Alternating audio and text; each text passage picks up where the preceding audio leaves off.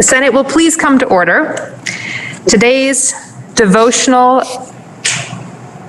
Senate will please come to order. Today's devotional exercise will be conducted by Thomas Hardy of the United Congregational Church of Bethel. Good morning, everybody. And over the years, you've been so gracious to have me in your house.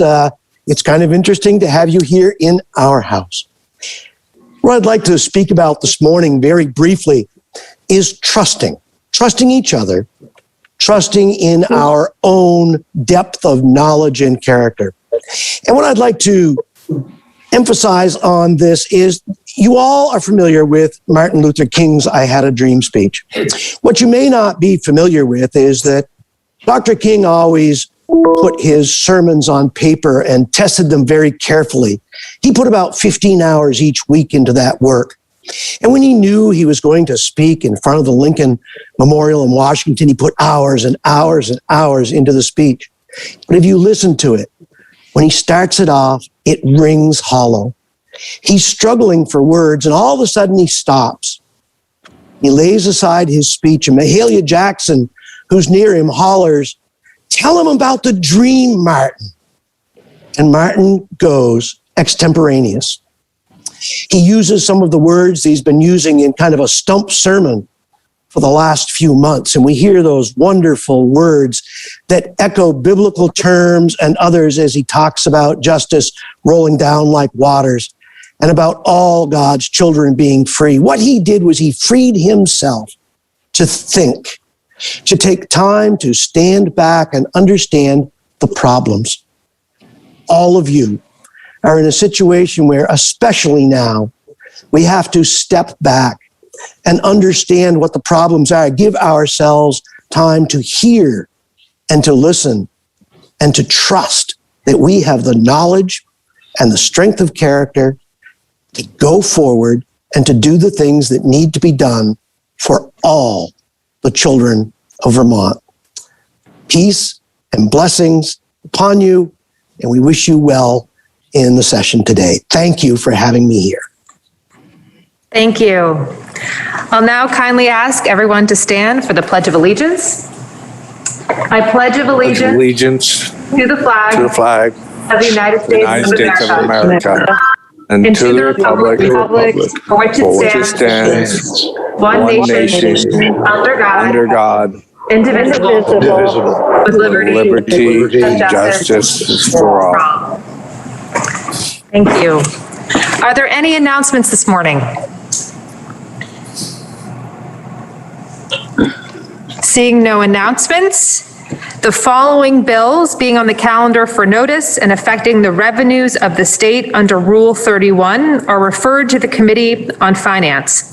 S66, S79, S97, S101, and S102.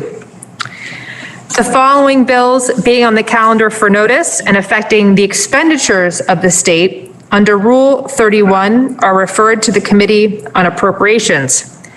S3, S13, S25, S100. We have a joint resolution to take up at this time.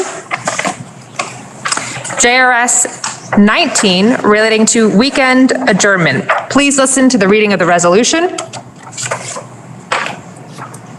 JRS 19, joint resolution relating to weekend adjournment. Resolved by the Senate and House of Representatives that when the two houses adjourn on Friday, March 19, 2021, it be to meet again no later than Tuesday, March 23, 2021. You've heard the reading of the resolution. The question is, shall the Senate adopt the resolution on its part? Are you ready for the question? And if so, please unmute. All those in favor signify by saying aye. Aye. Those opposed, nay. The ayes have it, and you've adopted JRS 19. We have Senate bills for introduction. S-123, an act relating to loan repayment assistance for primary care physicians, introduced by Senators Hooker, Hardy, Polina, Rahm, and Terenzini. Please listen to the first reading. S-123, an act relating to loan repayment assistance for primary care physicians. You've heard the first reading, and the bill is referred to the Committee on Health and Welfare.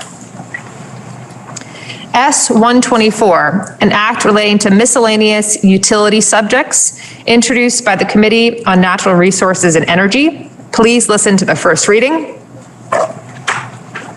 S-124, an act relating to miscellaneous utility subjects. You've heard the first reading, and the bill being read for the first time under the rule is placed on the calendar for notice. And finally, S-125, an act relating to the Child and Parent Representation Working Group, introduced by Senators McCormick and Rahm. Please listen to the first reading. S-125, an act relating to the Child and Parent Representation Working Group.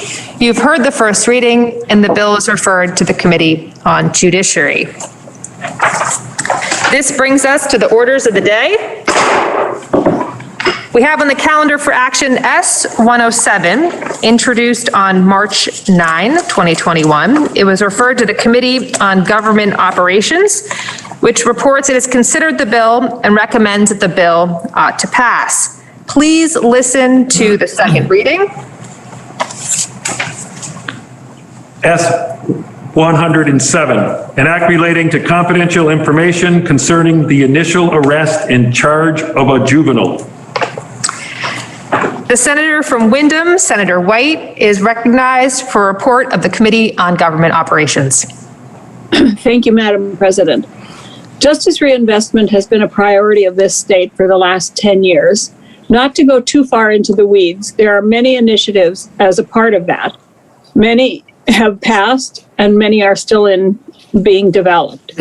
Some of the main goals are treating people with options that are most suited to their condition, preventing incarceration and recidivism, and balancing the individual's needs with public safety.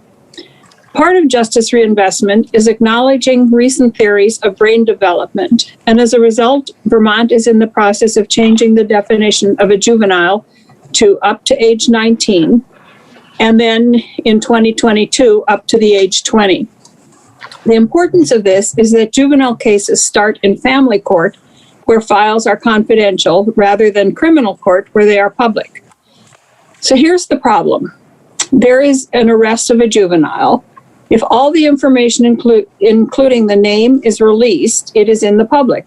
Then the case goes to family court, where it is considered confidential, but the name and many details are already public.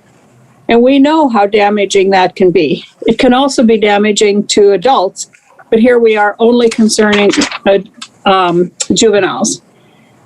So S-107 is designed to minimize that damage. Section 1 amends the public records exemption concerning records dealing with the detection and investigation of crime.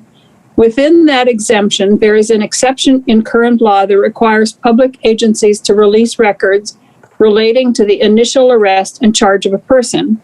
Section 1 of S-107 amends this exception to state that a public agency, meaning in most cases a law enforcement agency, shall not release information within these arrest and charge records that would identify a person under the age of 19.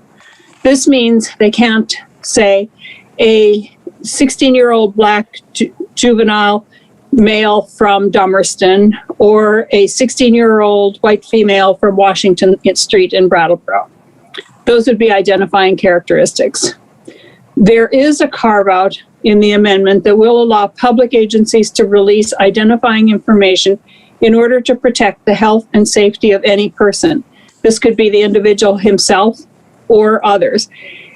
And that was suggested to us by cases where the public may actually be put in danger by somebody out there, and they need to release the information to make sure that that person is captured. Section 2 contains an automatic update of the age from 19 to 20, because in 2022, it will be the age of 20. Section 3 contains session law that removes this Public Records Act exemption from the 5-year review for repeal.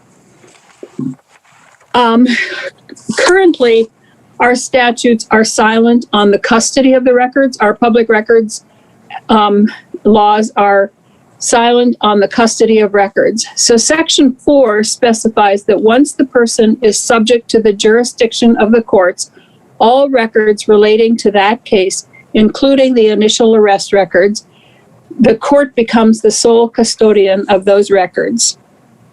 That means,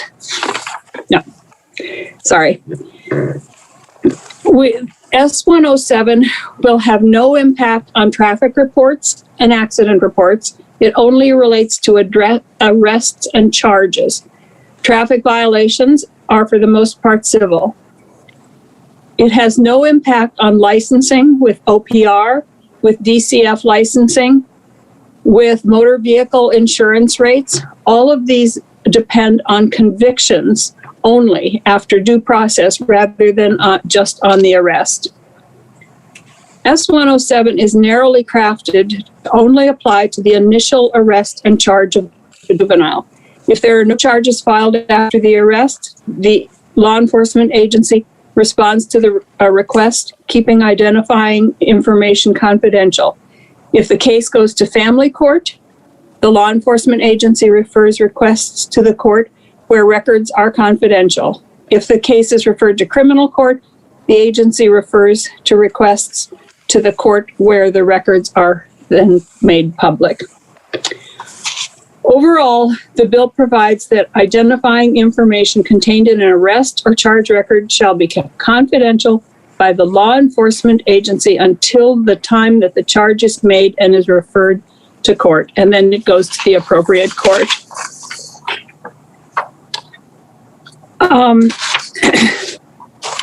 We heard from Michael Pichek, DFR, Lauren Hibbert, Office of Professional Regulation, Kevin Gaffney, DFR, James Pepper, Deputy State's Attorney and Deputy Department of State's Attorneys and Sheriffs, Tyler Allen, Adolescent Service Director, DCF, Michael Donahue, Executive Director of the Vermont Press Association, Jay Johnson, General Counsel of the Governor's Office, Lisa Loomis, President of the Vermont Press Association, Tucker Anderson, Legislative Counsel, David Scher, Assistant Attorney General, Mark Anderson, Windham County Sheriff for the Sheriff's Association, Mike Sherling, Commissioner of the Department of Public Safety, Jennifer Micah, General Counsel, DCF, Chris Herrick, Deputy Commissioner of the Department of Public Safety, Patricia Gable, Court Administrator,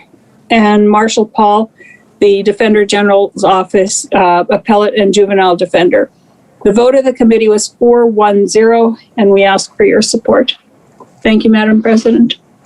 Thank you, Senator. The question now is, shall the bill be read the third time? The senator from Bennington is recognized. Madam President, may I inquire the reporter of the bill? You may. Madam President, I did receive emails from the Vermont Press Association with concerns about this bill and suggested that they had, I heard the name of I think he's the director of the Vermont Press Association. Could you tell us, Mr. President, Madam President, the reaction of the Vermont Press Association to this exemption?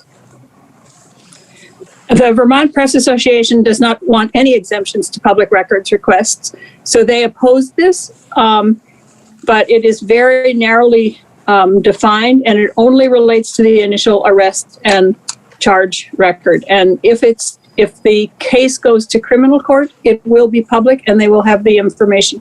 And they were very concerned about traffic violations, and this does not cover traffic violations because traffic violations are not arrests. They are a civil violation. So traffic violations are made public. So, Madam President, when this bill, my understanding is that part of what brought the committee to look at this bill was a 16-year-old who had an accident and 2 people were killed. The 16-year-old driving over the double line on US 7 last September. The state's attorney wanted the name withheld, Sarah George in Chittenden County. But Vermonters eventually learned that the teen paid a $220 civil ticket through the traffic court. Would anyone know if other consequences to the teen were dealt with? How the teen was dealt with? Madam President, we did also hear about this case, and we know that that's where this suggestion for this originated.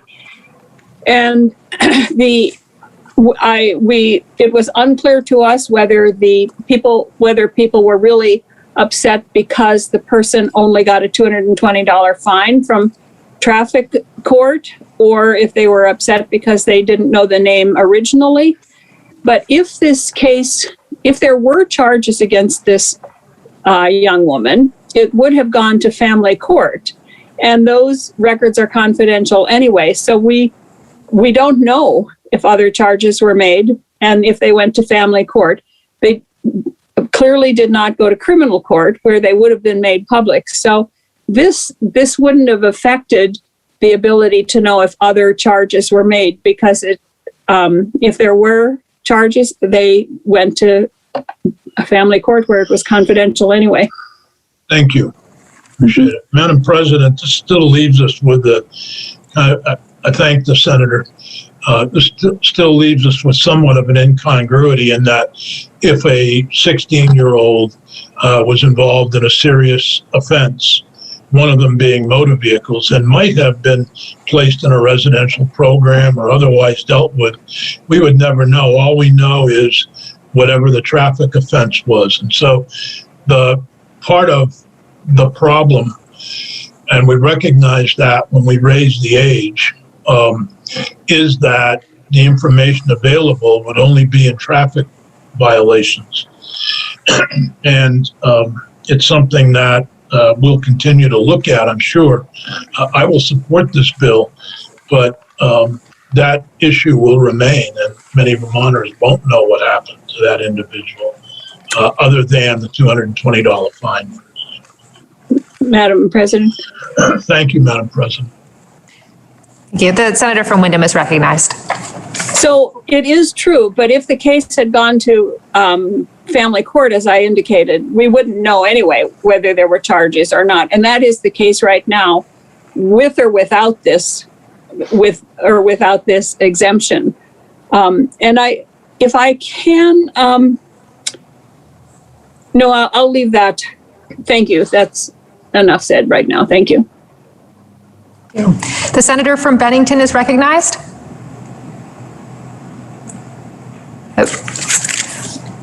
So we'll move forward. Are you ready for the question? The question is, shall the bill be read a third time? The senator from Bennington is recognized. Senator from Rutland, excuse me. Good morning, Senator. My sincere apologies. Thank you, Madam President. I appreciate the hard work of the Government Operations Committee, but I rise virtually this morning to express my opposition to this bill. And the reporter did an excellent job going over the law, but under Vermont law currently, regarding the Public Records Act, there is no exemption for records concerning initial arrest and charges. Arrest records relating to any person are available for public inspection and copying, and no mention of the age of that person exists in the current law in Title I, Section 317 of Chapter 5. The bill under consideration would change that to make any person under the age of 19 exempt from any identifying information to the public or press. And in about 15 months, next July, that age would move to under 20 years of age. My contention is this. Right now, 18-year-olds in Vermont can obtain a driver's license They can vote, they can get married, they can join the military, and they can enter into a legally binding contract and have general responsibility for themselves in matters many consider to be adult behaviors. Frankly, if you're old enough to be a citizen, you're old enough to have the responsibilities of citizenship. And under our laws, a person is an adult at 18, and adulthood includes being accountable to the public for your actions. I therefore believe that should also include not being exempt from identifying information in an initial arrest or charge. Thank you, Madam President. The senator from Windham is recognized. Thank you, Madam President. I don't want to respond to that because I think the senator from Rutland was very clear in his thinking. But I do want to, my brain is a little bit foggy this morning, so I may not have made this clear. But traffic accidents are subject to public review. This only, if there's a traffic accident and there's no arrest, that is a public record and it can be requested. And there has been some concern about people who are arrested for what might be considered serious offenses. And if I might quote from David Scher an answer to those concerns. Without objection, you may. So he says it's almost, these are talking about the big, what are called Big 12 offenses. It's almost always the case that someone arrested for a Big 12 offense would be detained initially. It's possible that such a person could later be released on conditions or on bail, but in almost all cases, such a person would be detained at least until they went before a judge, who would then determine the conditions of their pretrial detention or maybe release. And I believe in the large majority of such cases, defendants continue to be detained pre-trial after a review by the judge, meaning that those more serious cases, the person would probably not be released until there was some kind of a trial. These cases start in criminal court if the person is over 14. So while the arresting entity does not disclose identifying information, the court records will be public. If some current law is that the Big 12 offenses start in criminal court, so while the initial arrest record is not made public by the law enforcement agency, it would be by the court if it goes to criminal court. Thank you. The question is, shall the bill be read the third time? Are you ready for the question? And if so, please unmute. All those in favor, please signify by saying aye. Aye. Aye. Those opposed, nay. No. Nay. No. The ayes appear to have it. The ayes do have it, and you've ordered third reading of S-107. We have on the calendar for action S-15, introduced on January 12, 2021. It was referred to the Committee on Government Operations, which reports it has considered the bill and recommends that the bill be amended as appears on pages 300 to 23 of today's calendar, and that when so amended, the bill ought to pass. Please listen to the second reading. S-15, an act relating to correcting defective ballots. The senator from Windham, Senator White, is recognized for a report of the Committee on Government Operations. Thank you, Madam President. Elections are the very cornerstone of our democracy, and the base of the election is the individual's voice. Our founders regarded elections very highly. 2 of the original 21 articles refer to free and clear elections, and that all voters have the right to participate and be elected. Of the remaining original 42 articles, 10 directly relate to elections. That's 25% of the original articles. But for whatever reason, Americans do not seem to take elections as seriously as they do in many other countries. We often have a participation rate between 50 and 65%. In addition to low turnouts generally, The election of 2020 had another major impediment, the pandemic. So the General Assembly, the Secretary of State, and the governor worked together to make sure everyone could vote without risking their health or that of the election workers. Ballots were mailed to every active registered voter. The turnout rate was 74%, and 75% of those mailed their ballots back in. The defective ballot rate was less than normal, only 0.5%. This success was due to the relentless effort of our Secretary of State's election division, the town clerks, advocacy groups, including the political parties, AARP, League of Women Voters, BPIRG, Campaign for Vermont, VLCT, and others, and business groups. And given all the drama around the post office nationally, our Secretary of State had high praise for the cooperation of our postal employees.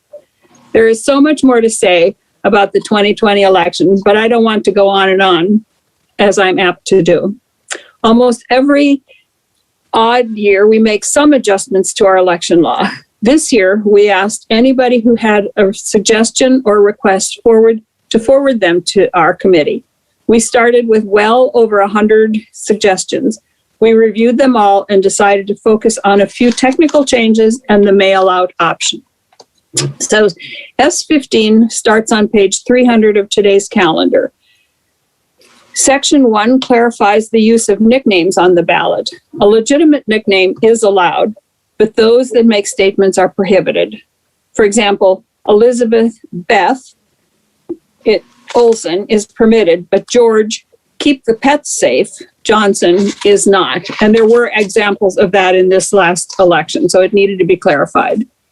Section 2 allows outdoor polling places and drive-up voting as long as they conform to the requirements of all other polling places.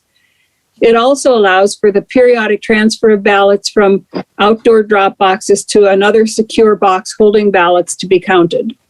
It directs that the transfer should be done by 2 election officials from different parties whenever possible. Section 3 on page 303 addresses local elections. It allows towns who use Australian ballot to mail them out and the guidelines for doing so. A school board may vote to mail out ballots in the district if it works with the local select boards. And if it does, the town clerk will administer the election, but it will be paid for by the school district. Section 414 clarifies that a duplicate ballot could be issued if a ballot is lost or not received. 2 addresses the issue if a town clerk receives 2 ballots from the same voter. The one that counts is the first one received, and the town clerk will notify the elections division. Section 5 addresses the envelopes supplied by the Secretary of State's office and makes it clear that the ballot envelopes for local elections will be paid by the municipality. Section 6 of the underlying statutes lists ways a voter might return his ballot. In S15, adds a provision allowing them to be deposited directly into the tabulator if the BCA has given that authority.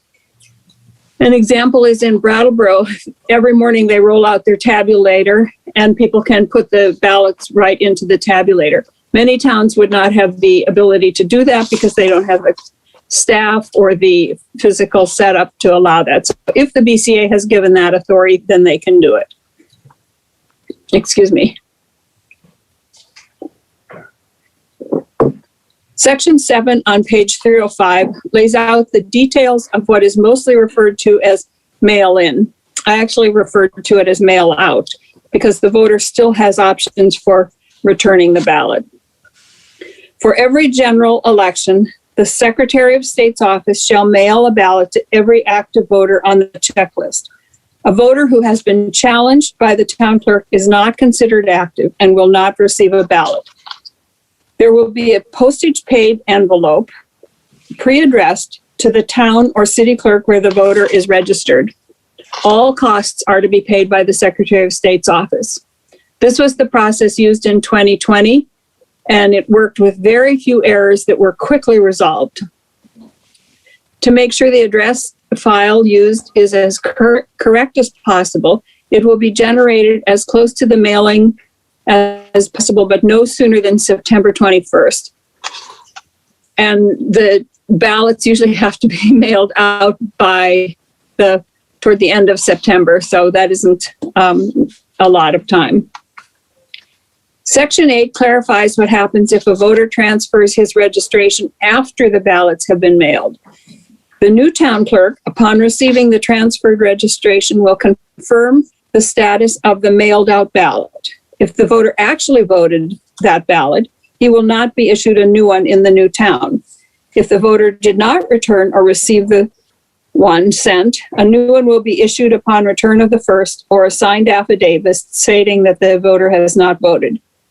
If someone registers for the first time after the mailing, they will be issued a ballot. Section 9 addresses the instructions to be included with the ballot.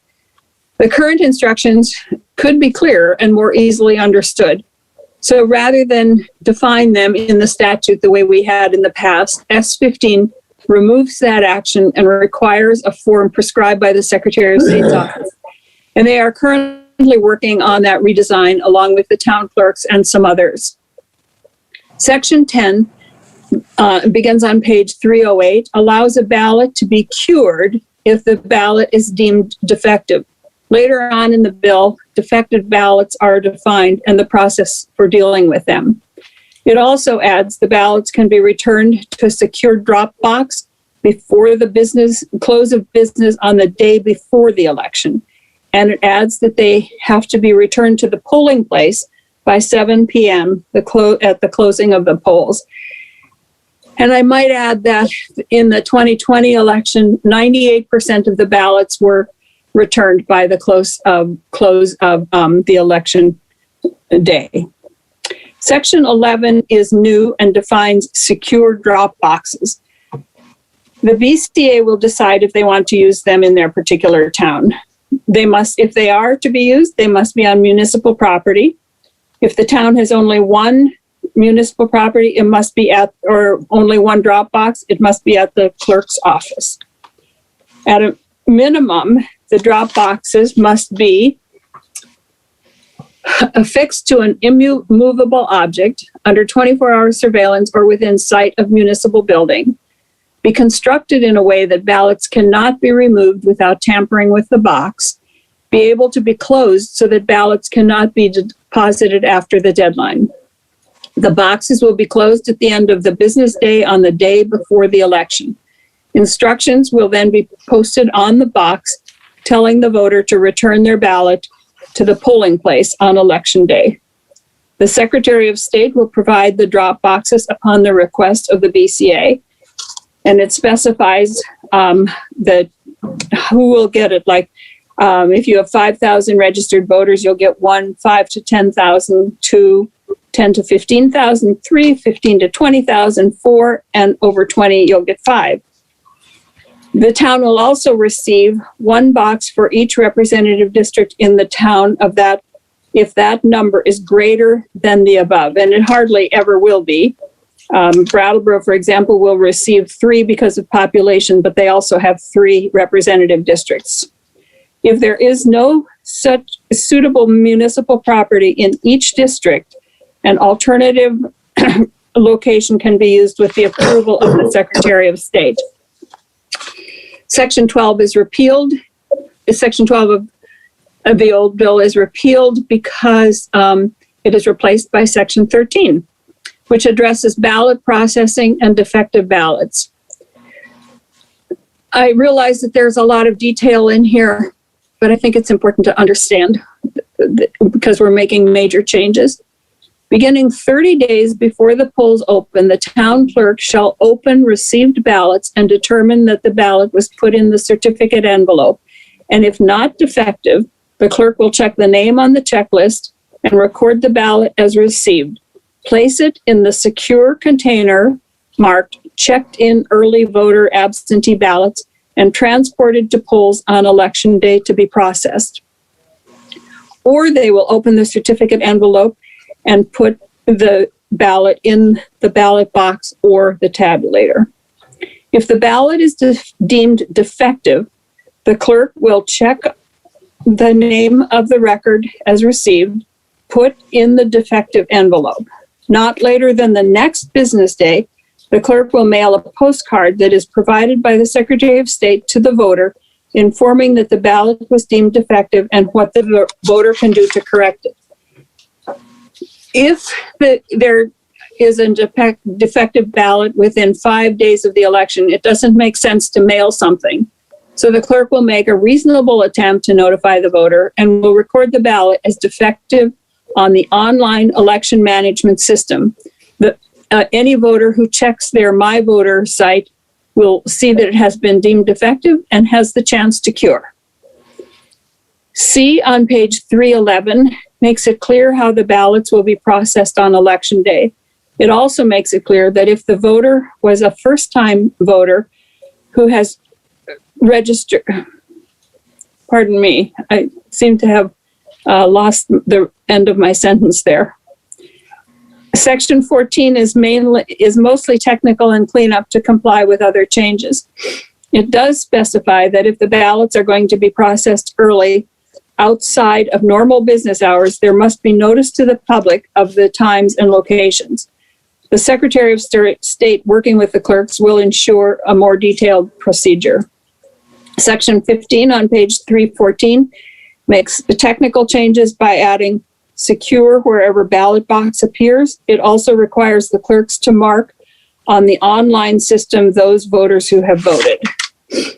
Section 16 defines defective ballots as those where the identity of the voter cannot be determined, the voter is not legally qualified to vote, the voter has already turned in a ballot, the certificate envelope is not signed, and in the primary, the unused ballots were not returned. If it's determined defective, the process already described above will be followed. If a ballot can be corrected, it can be corrected by submitting a new ballot in person at the clerk's office or polling place, request a new ballot, and all of this information will be registered in the online election system. Each voter may cure a ballot twice in any election. This may seem unnecessary, but it gives mail-in voters the same ability to correct the ballot as those who are voting in person. Because if you're voting in person and you make a mistake, you can get a clean ballot and start over. Section 17 makes it clear that the right to vote in person, either early at the clerk's office or at the polls, must remain an option. It lays out the procedure for the clerks to follow. Section 18 and 19 are technical corrections to reflect changes made by S15. Section 20 requires the Secretary of State to work with the municipalities and interested stakeholders on the best practices for increasing access to voting for Vermonters with limited English proficiencies. They have already begun this process and will have recommendations by January of 2022. Section 1 creates a new position in the Elections Division. Kudos go to the office for pulling off the last election so effectively. Most states who have mail-out systems worked on them anywhere from 5 to 7 years to perfect and had large election staff. Our Elections Division, with help from many already mentioned, did it in 10 months with 5 people. Unfortunately, those 5 people got very little sleep or family time during those 10 months. We simply cannot ask them that of them again. The testimony we heard was overwhelmingly in support of this bill. A few wanted us to go further, but were supportive of the bill itself. A few opposed the bill. Some wondered why we didn't apply the same mail-out requirement to the primaries. This requires a whole different conversation. The primaries are basically a party function to determine their candidates, but the elections are run by the state, and the state bears the cost. In Vermont, we do not register in any particular party, and most Vermonters want it that way. So what to do about primaries will be the focus of a whole nother discussion. In the tradition of Vermont, our Elections Division and town clerks, with the cooperation of others, conducted an election under adverse circumstances that increased participation and upheld the integrity of the election. We heard from Secretary of State Jim Condos, Will Senning, the Elections Director of Elections Division, Chris Winters, Deputy Secretary of State, Carol Dawes, Legislative Chair of the Vermont Municipal Clerks and Treasurers Association, Paul Burns from VPIRG, Deborah Bilodeau, Chair of the Vermont Republican Party, Bruce Olson, Chair of the Democratic Party, Greg Marchanden, State Director of AARP, Audrey Klein, Policy Director for National Vote at Home Institute, Amber McReynolds, Executive Director, National Vote at Home Institute, Lila Richardson, League of Women Voters, Ben Kingsley, Campaign for Vermont, John Odom, Montpelier City Clerk, Pat McDonald, Campaign for Vermont, Lila Richardson, League of Women Voters, Will Senning, Director, oh, I already said him, Gwen Zakoff, Vermont League of Cities and Town, Sue Racanelli, President, League of Women Voters, Martha Abbott, the Progressive Party, Donna Kinville, South Burlington City Clerk, Bobby Brimblecombe, Marshfield Clerk Treasurer, Stacy Jewell, St. Johnsbury Clerk Treasurer, Tim Arsenault, Vernon Clerk, and we received recommendations from many of our own colleagues and tons of emails and letters of support. The committee vote was 4-1-0, and we ask for your support. Thank you. Thank you, Senator. The senator from Essex, Orleans, Senator Starr, is further recognized for the report of the Committee on Appropriations. Yes, thank you, Madam President. Your Appropriations Committee did review S-15 in regards to the financial part of that bill, and that we recommend that we strike Section 21 in its entirety and create a new section, Section 21, that would lead off creation and funding of a position within the office of the Secretary of State's election. And then a new A that there's established within the Secretary's office one new classified elections assistant director position in the elections division. And then in B, section, or item B under Section 21, in fiscal year 21, that $125,000 be appropriated from the Secretary of State's Service Fund to the Secretary of State to support the position created in this subsection A, and that any funds needed to support the position in fiscal year 22 shall be carried forward from the fiscal year 21, from 21 to the fiscal year 22 within the Secretary of State's Service Fund. We heard both from Government Ops as well as from the Secretary of State's office, and the committee vote was 7-0-0, and would recommend that we, once this amendment passes, that we support the bill. Thank you. Thank you, Senator. The question is, shall the report of the Committee on Government Operations be amended as recommended by the Committee on Appropriations? Are you ready for the question?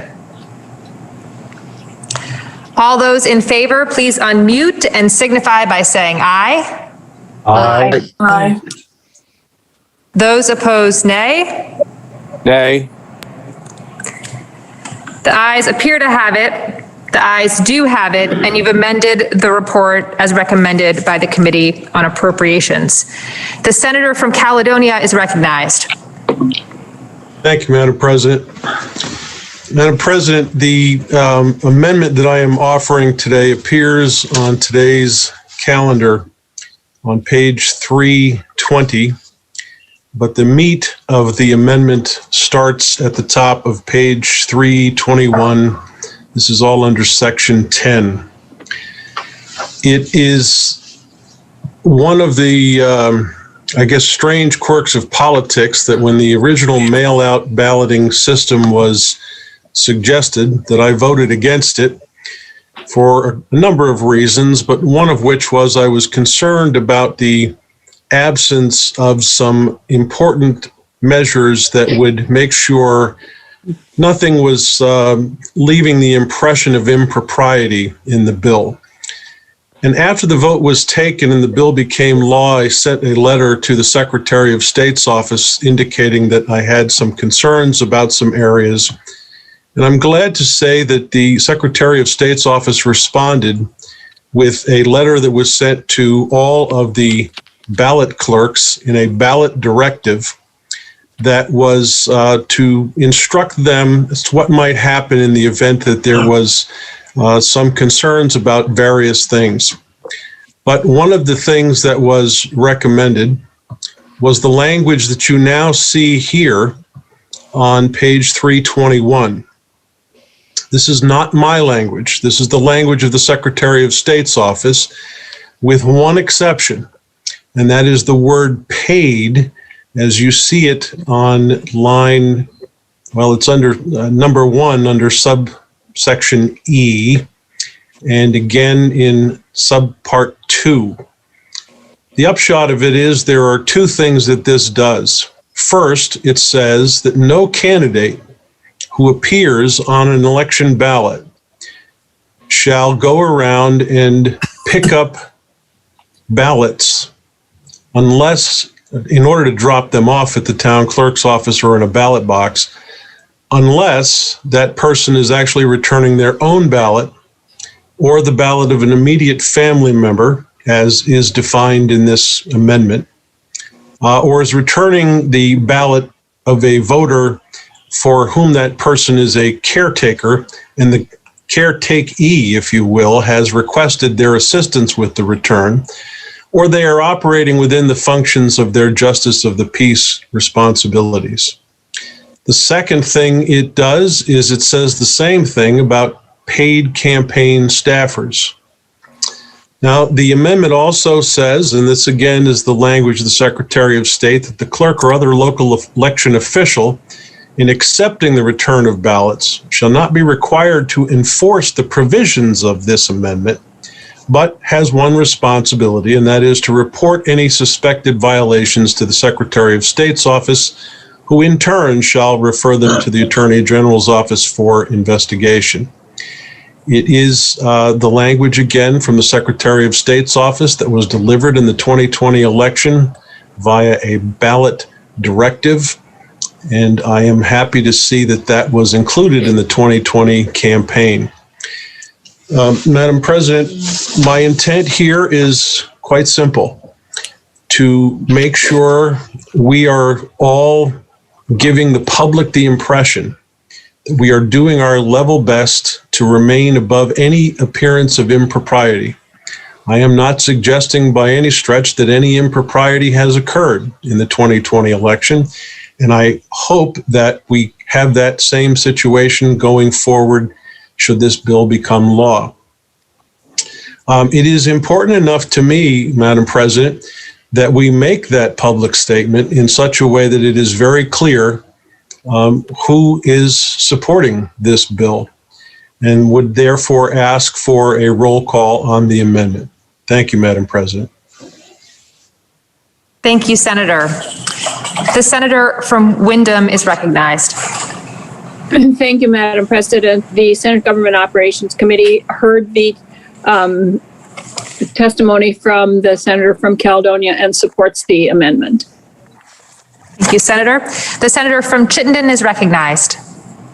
Thank you, Madam President. I was going to ask a question about number 4 on page 321 of today's calendar, which is that a candidate whose name appears on the ballot and following that cannot,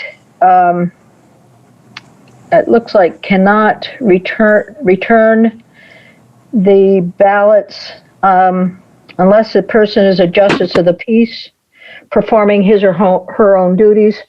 So the question is, if you're a justice of the peace and your name is on the ballot, that you're allowing for folks to participate in the election process. I guess I'm not clear on that section I'm inquiring of the senator from Caledonia on his proposal amendment. Thank you, Senator. You may inquire of the proposal of amendment. Senator from Caledonia, would you like to respond? I would. Thank you, Madam President. Madam President, when one is performing their duties as a justice of the peace, the general operation is one justice of the peace from each major party goes to retrieve the ballot. That's the only way I can respond to suggest that there is still some protections in the event you are operating in that capacity, but that normally does require a justice of the peace from each party going to the voter and retrieving that ballot. Thank you, Madam President. I am familiar with that, and as a justice of the peace in my own town, when I am on the ballot, I do not participate in those election procedures when I'm on the ballot. And this seems to be apparently it's a local decision, and I guess I would inquire of the Chair of Government Operations if this is if I might, Madam President, if this is something left to the local BCA or town clerk. Without objection, you may. The senator from Wyndham is recognized. Thank you, Madam President. I think the statutes are very clear that when the justices of the peace perform their official duties, there is to be a member from each party present at the time. So that is in statute in many, many places. So I think that it isn't a local decision to allow them to do it only by one person. So, Madam President, that actually doesn't answer the question I have. My question is, if I'm a justice of the peace and I'm also on the ballot, I understand that I can participate with a member of the other party or another party, in the case of more than two, apparently in counting ballots and in picking ballots up and moving ballots around. But when I'm on the ballot itself, maybe it's just me. I ask to recuse myself or not participate. Madam Chair, I think that would be, I'm sorry, Madam President, I think that might get a little confusing because every 2 years you are on the ballot as a justice of the peace. And if everybody who's on the ballot as a justice is not allowed to participate in helping collect ballots from people, there would be no one to collect ballots from people because their names are on the forms on the ballot. And this does not address counting of ballots at all. This is only picking up ballots and delivering them. And in that case, there are two members present to do it. But I think it would stretch it a little bit to say that they couldn't participate in their official duties if they're on the ballot, because they're going to be on the ballot if they're running again.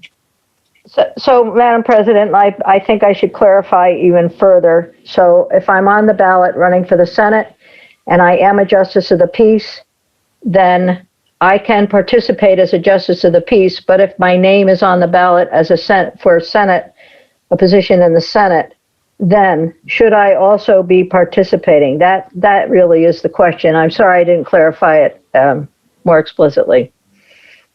I see. I think that you have the responsibility to carry out your duties as a justice of the peace, whether your name is on the ballot or not.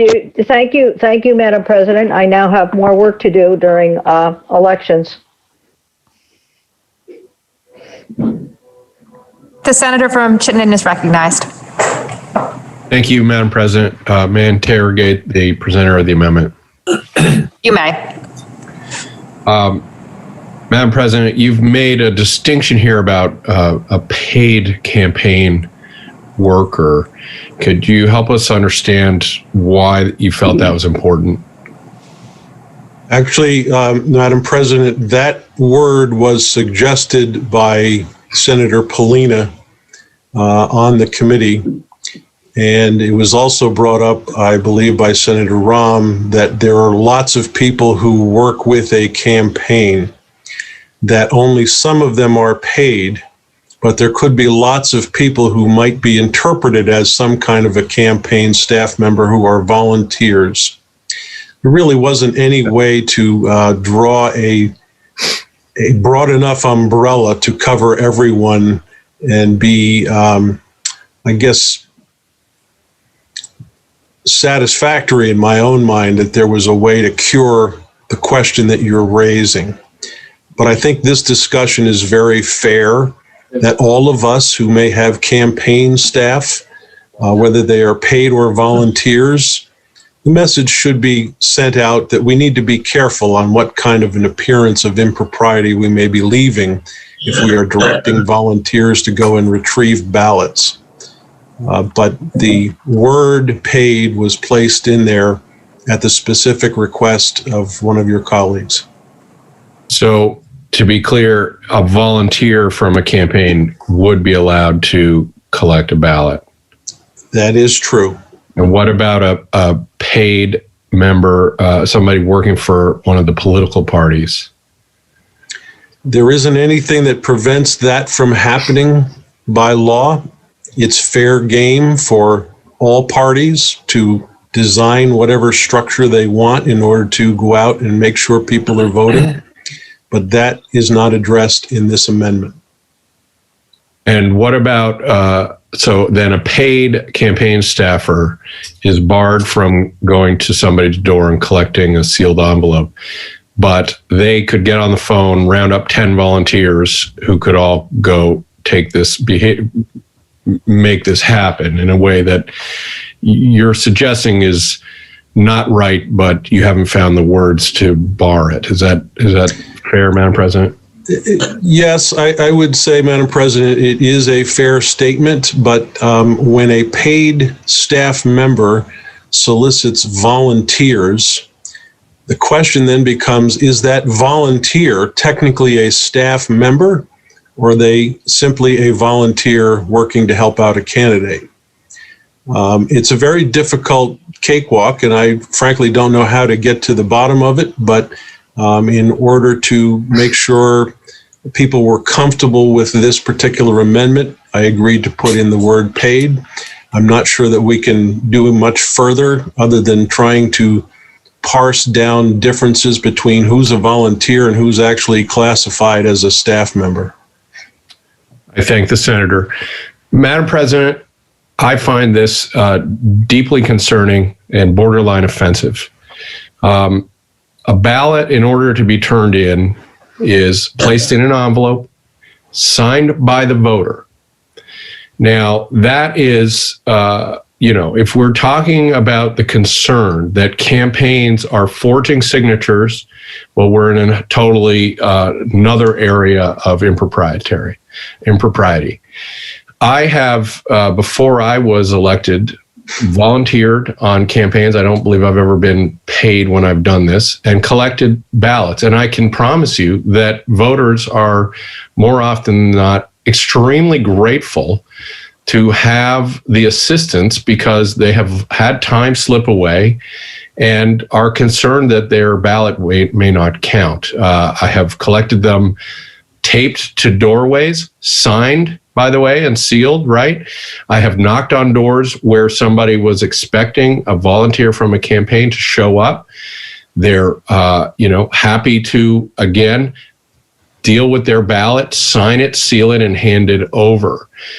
There's been a lot of talk in this discussion about impropriety and the appearance of impropriety. But really what we're talking about is the appearance that somehow campaigns and candidates and paid staff are effectively stealing votes. That's what we must be talking about. Otherwise, we wouldn't have this discussion. I think voters are plenty smart enough to sign and seal their ballot. Sometimes timing gets away from all of us. And what we're really barring here is a coordinated effort, or what we're casting a shadow on is a coordinated effort from campaigns to get votes for their candidate. I think this is unnecessary. It doesn't actually have the effect that it's stated to have, because of a party staffer could be involved, or volunteers very clearly can be involved. So I find really impugns the integrity of candidates and their campaigns, and is unnecessary, and frankly, at the end of the day, will not have the impact that the senator is hoping. And so for those reasons, I can't support it. Thank you. The senator from Windham is recognized. I might thank you, Madam President. I might remind us that this exact language, except for the term paid, was in the directions given by the Secretary of State last year to town clerks when they were dealing with who should, in trying to help them come up with ways of making sure that ballots, and there is some fear that ballots will be harvested. I don't have that fear, but I do want to remind us that this language, exact language, was in the Secretary of State's instructions to town clerks, and the town clerks used this as the basis for accepting their ballots. And it does not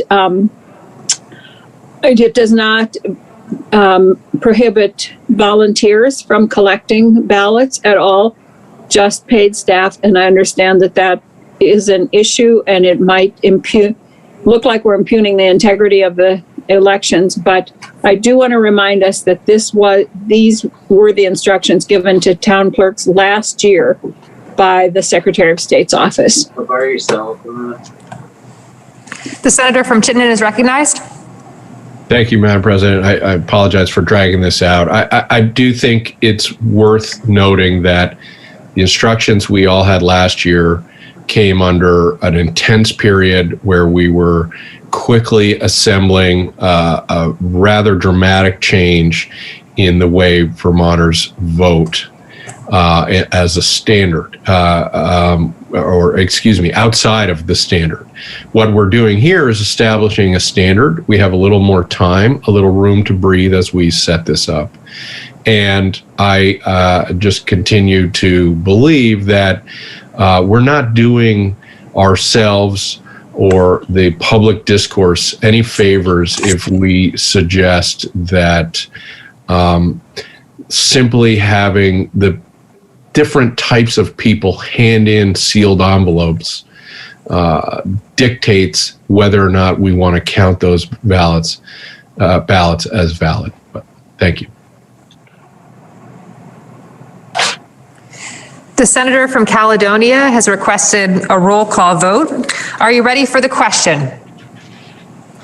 So a reminder, the question is, shall the report of the Committee on Government Operations be amended as recommended by the senator from Caledonia? The secretary is kindly asked to call the roll. Senator Ballant. Yes. Senator Baru. Yes. Senator Benning. Yes. Senator Bray. Yes. Senator Brock. Yes. Senator Campion. Yes. Senator Chittenden. Aye. Senator Clarkson. Yes. Senator Collmore. Yes. Senator Cummings. Yes. Senator Hardy. Yes. Senator Hooker. Yes. Senator Ingalls. Yes.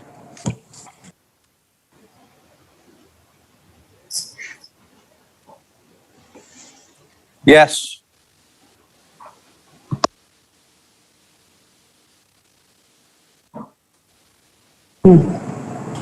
Yes, for Senator Ingalls. The senator from Caledonia, Senator Kitchell, I believe you may be muted. Yes. Thank you. Senator Lyons. Yes. Senator McDonald. Yes. Senator Mazza. Yes. Senator McCormick. No. Senator Nitka. Yes. Senator Parent. Yes. Senator Pearson. No. Senator Perschlick. Yes.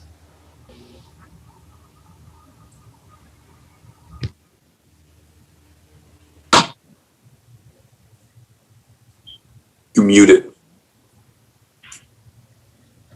We can't hear the roll call. Senator Polina. Yes. Senator Rahm. Yes. Senator Sears. Yes. Senator Sirotkin. Yes. Senator Starr. Yes. Senator Terenzini. Yes. Senator Westman. Yes. Senator White. Yes.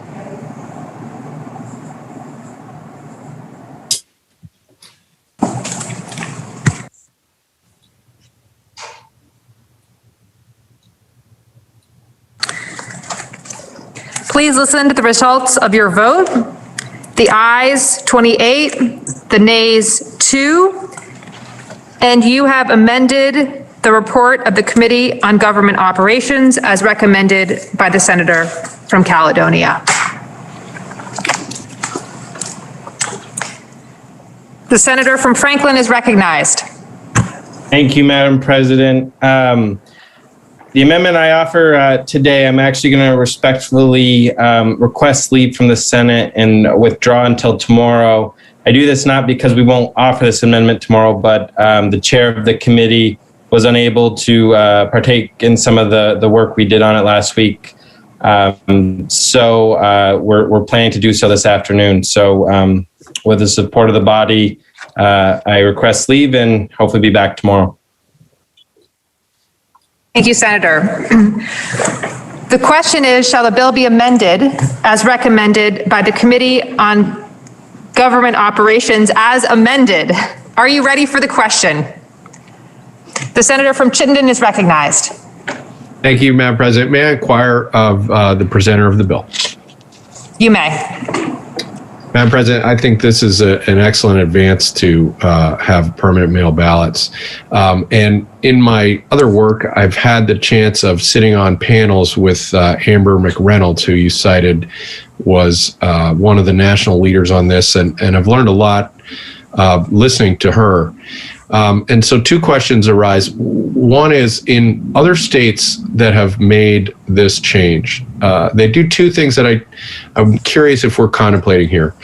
One is they allow ballots to be easily collected in boxes around the state. And this is, I think of in a simple matter of a student at UVM who lives in Brattleboro, gets their ballot, would have the opportunity to drop a ballot right in a collection box on campus, making participation super easy. I don't believe we're doing that here, but is there any move to consider that, or is there a task where we would ask elections officials to consider that kind of making it so easy for down the road? We did not consider that. That was not brought up to us at all. The drop boxes are designed to be used by the voters in that particular municipality. We did not talk about that. I guess it could be considered. It is not part of this bill. Thank you. The second thing that I've wrestled with as I've listened to this in recent years, because I like going to the polls, and there's a real feeling of Vermont community on election day. But mail ballot states have typically closed their polls altogether, and as a result, seen a savings overall in the cost, even though they have to pay for postage. The total cost of elections is less. I'm a little worried that we're sort of trying to have the best of both worlds and actually increasing the costs. And could you just comment on that, Madam President? Thank you, Madam President. We may be incurring more costs, but everybody felt it was extremely important to make sure that the polls were kept open. And I am looking for the section that specifically says that the polls have got to be kept open on Election Day. And we did not ever consider closing the polls. It is important to Vermonters. And we heard that from many, many, many people, including our own members, who many of us like to go to the polls. So we did not consider that at all. And it may end up costing more, but that is what our decision was. Thank you, Madam President. And never mind. I'm done. Thank you. Yeah. Thank you, Madam President. Well worth the positive steps forward here, and some things maybe we'll consider down the road. Thank you. The question is, shall the bill be amended as recommended by the Committee on Government Operations as amended? Are you ready for the question? If so, please unmute. All those in favor signify by saying aye. Aye. Aye. Those opposed, nay. The ayes have it, and you've amended the bill as recommended by the Committee on Government Operations as amended. The question now is, shall the bill be read the third time? Are you ready for the question? The senator from Windham is recognized. Thank you, Madam President. I just want to take this moment to say the senior senator from Windham County, my seatmate, has been a true champion of the people on this issue for years, and she has worked very hard to expand and protect the franchise. And I want to thank her and the entire Committee of Government Operations for their work on this. When we make voting more accessible, more people vote. When we make voting more accessible, our democracy better represents the will of the people. And voting is one of the most sacred rights and responsibilities that we have. We have to do all we can to ensure that all eligible voters can easily cast their votes and have equal participation in the work of our state and our nation. And I'm grateful that the senior senator from Windham County has taken this up once again as her important work and really her legacy here in the Senate. Thank you. Thank you, Senator. Are you ready for the question? Again, the question is, shall the bill be read the third time? Please unmute. All those in favor, please signify by saying aye. Aye. Aye. Those opposed, nay. No. Nay. No. The ayes appear to have it. The ayes do have it, and you've ordered third reading of S15. We have on the calendar for third reading S7, which was ordered on March 12, 2021. Are there any amendments before third reading? Please listen to the third reading of the bill. S7, an act relating to expanding access to expungement and sealing of criminal history records. The question is, shall the bill pass? Are you ready for the question? Please unmute. Madam President. The senator from Bennington is recognized. Thank you, Madam President. I just wanted to say that this is one of the more important bills we will pass this year. Expungement means a lot to a lot of people who we don't usually think of. Those people who made mistakes in the past have a chance to get rid of those records. And this bill, while not perfect, it's the second time the Senate's passed it. We hope that the other body will take it up because it is such an important thing for a number of people. I told a story last year about a young man who I'd had in my program, and he went through the expungement process, and he was so proud that his record was now clean. and he is the first male in his family, direct family, to not have a criminal record. Now, we talk a lot about accomplishments, but this type of bill makes that kind of difference. Madam President, I would ask that the vote be taken by a call of the roll. The senator from Bennington has asked for a roll call vote. The question is, shall the bill pass? The secretary is kindly asked to call the roll. Senator Ballot. Yes. Senator Baruch. Yes. Senator Benning. Yes. Senator Bray. Yes. Senator Brock. Yes. Senator Campion. Yes. Senator Chittenden. Aye. Senator Clarkson. Yes. Senator Collimore. Yes. Senator Cummings. Yes. Senator Hardy. Yes. Senator Hooker. Yes. Senator Ingalls. Yes. Senator Kitchell. Yes. Senator Lyons. Yes. Senator McDonald. Yes. Senator Mazza. Yes.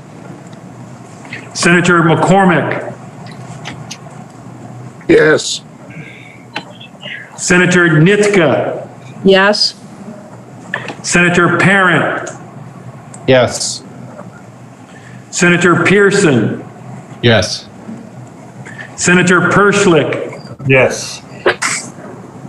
Senator Polina. Yes. Senator Rahm. Yes. Senator Sears. Yes. Senator Sirotkin. Yes. Senator Starr.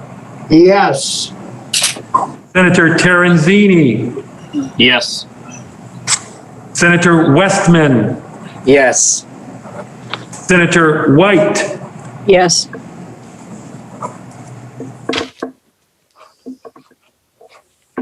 Vanessa? Okay. Please listen to the results of your vote. The ayes 30, the nays 0, and you have passed S7. We have on the calendar for third reading S78, which was ordered on March 12, 2021. It's an act relating to binding interest arbitration for employees of the Vermont judiciary. Are there any amendments before third reading? Please listen to the third reading of the bill. S78, an act relating to binding interest arbitration for employees of the Vermont judiciary.